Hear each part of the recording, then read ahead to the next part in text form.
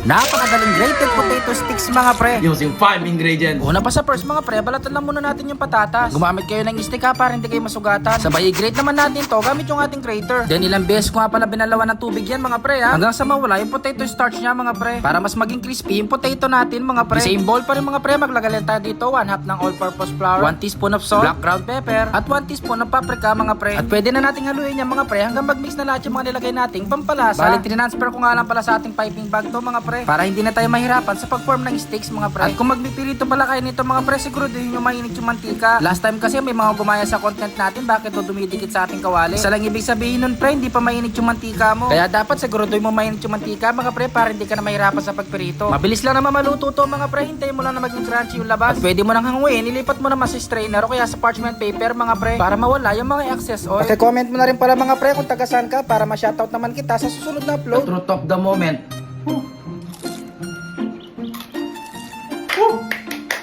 Solid. Try nyo to mga pre, solid. Grabe, sobra. Sobrang sarap. Pwede ba pang negosyo? Yun lang. Bye-bye!